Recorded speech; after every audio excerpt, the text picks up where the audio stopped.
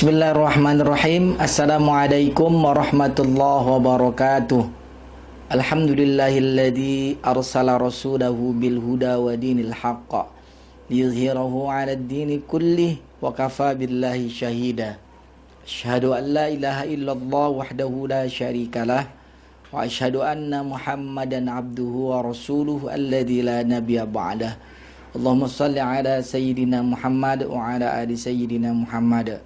Pemirsa dimanapun berada, pada kesempatan hari ini kita akan yaitu membahas tentang kitab At-Tibyan.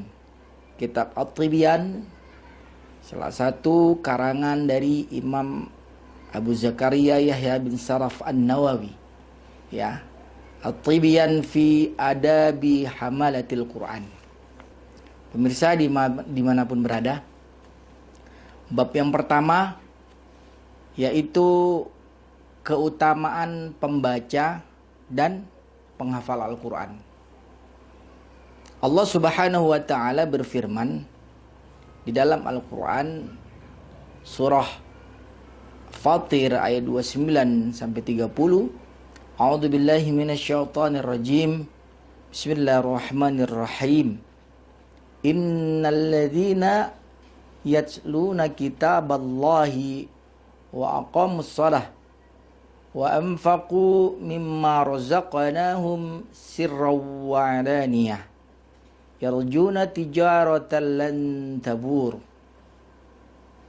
liwaffiyahum ujurahum wa yazidahum min fadlih innahu ghafurun syakur.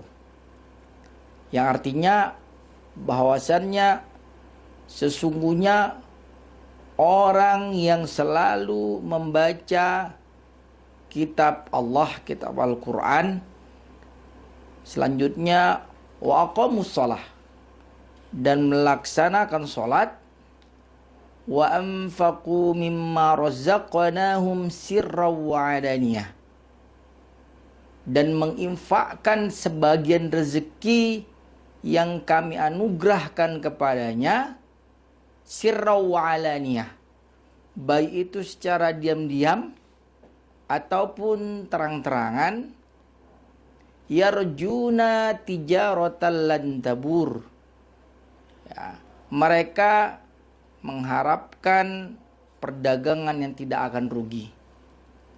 Ayat selanjutnya Allah mengatakan liwafiyahum ujurahum wa yazidahum min fadlih.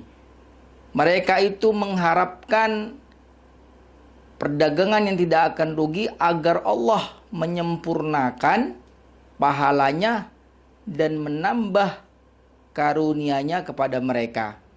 Innahu ghafurun syakur. Sungguh Allah Maha Pengampun lagi Maha mensyukuri. Pemirsa dimanapun berada, ayat ini menjelaskan di bab pertama, yaitu dalam kitab At-Tibyan fi adabi hamalatil Quran, menjelaskan bahwasannya orang yang membaca kitab Al-Quran selanjutnya bukan hanya membaca Al-Quran, tapi melaksanakan sholat, menginfakkan rezeki yang dianugerahkan kepadanya sirran wa alaniyah, secara diam-diam ataupun secara terang-terangan, Allah menggaransi bahwasanya orang yang demikian itu adalah mengharapkan perdagangan yang tidak akan rugi. Ya. Selanjutnya di ayat yang selanjutnya Allah menjelaskan bahwasannya agar Allah menyempurnakan pahala dan menambah karunia-Nya. Sungguh Allah itu Maha Pengampun lagi Maha mensyukuri. Selanjutnya diriwayatkan dari Utsman bin Affan bahwa ia berkata, Rasulullah Shallallahu alaihi wasallam bersabda, khairukum man ta'allamal Qur'an wa 'allamah.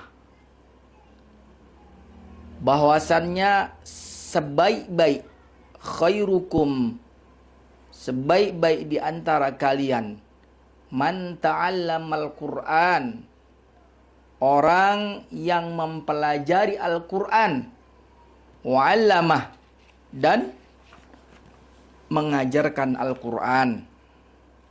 Jadi hadis ini menjelaskan bahwasanya sebaik-baik di antara kita, sebaik-baik manusia di antara kita itu adalah, kata Rasulullah, man ta'allamal Qur'an, orang yang mempelajari Al-Qur'an, wa 'allamah, bukan hanya mempelajari Al-Qur'an tapi juga mengajarkan Al-Qur'an. Itulah yang dikatakan Rasulullah sebaik-baik di antara kita. Pemirsa dimanapun berada, hadis ini juga dirilis, yaitu Imam Abu Abdullah Muhammad bin Ismail bin Ibrahim Al-Bukhari dalam Sahihnya. Selanjutnya, hadis diriwayatkan dari Aisyah bahwasannya ia berkata, Rasulullah sallallahu alaihi wasallam bersabda, "Alladzi yaqra'ul Qur'an wa huwa mahir fihi ma'as safarati al-kirami al-bararah." Walladzi yaqra'ul Qur'an wa yatata'u fihi wa huwa syakkun 'alaihi lahu ajran. Jadi orang yang pandai membaca Al-Qur'an, alladzi yaqra'ul Qur'an wa huwa mahir, orang yang pandai membaca Al-Qur'an ma'as safaratil kirami bararah, akan bersama dengan para malaikat yang mulia. Jadi hadis ini menjelaskan bahwasanya orang yang pandai membaca Al-Qur'an, orang yang mahir membaca Al-Qur'an, nanti di akhirat ma'as safaratil kiramil bararah, yaitu bersama para malaikat yang mulia. Selanjutnya hadis ini disambung dengan walladzi yaqra'ul Qur'an. Ya. Adapun yang membaca Al-Qur'an wa yatata'u fihi wa huwa syakkun 'alaihi lahu ajran, dengan terbata-bata dan susah payah juga mendapatkan 2 pahala. Hadis ini diriwayatkan oleh Imam Bukhari dan Muslim dalam kitab Sahihnya. Pemirsa dimanapun berada, hadis ini menjelaskan bahwasannya bukan hanya orang yang mahir dan pandai membaca Al-Quran itu nanti di akhirat dibangkitkan bersama para malaikat yang mulia. Tapi ketika kita tidak bisa membaca Al-Quran dengan lancar, terbata-bata, Allah berikan pahala, 2 pahala. Jadi pemirsa dimanapun berada, tetap semangat dalam belajar Al-Quran. Tetap semangat dalam mempelajari Al-Quran. Apa sebab? Ketika kita tidak pandai membaca Al-Quran, tidak mahir membaca Al-Quran, Allah tetap beri pahala, 2 pahala. Luar biasa.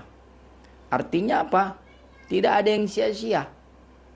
Walaupun kita baru membaca Al-Quran tertatih-tatih dan terbata-bata, kita tetap semangat untuk membaca Al-Quran. Sebab Allah berikan 2 pahala. Yang mahir dan yang sudah lancar harus ditingkatkan untuk bukan hanya membaca Al-Quran, tapi mengamalkan isi Al-Quran, mentadabburi Al-Quran. Insya Allah di akhirat kelak bersama dengan para malaikat yang mulia. Tetapi ketika kita tidak bisa membaca Al-Quran, jangan pesimis. Allah sudah janjikan orang yang tidak bisa membaca Al-Quran, terbata-bata, tidak mahir, Allah beri 2 pahala, yaitu wa huwa syakkun alaihi ajran. Pemirsa dimanapun berada, demikian pembahasan kitab At-Tibyan bab 1, yaitu keutamaan membaca dan menghafal Al-Quran. InsyaAllah kita lanjut ke bab-bab yang berikutnya, dan kita akan selesaikan di episode selanjutnya, yaitu bab 1 yang belum selesai kita terangkan. Demikian, mudah-mudahan bermanfaat. Akhirul kalam, wassalamualaikum warahmatullahi wabarakatuh.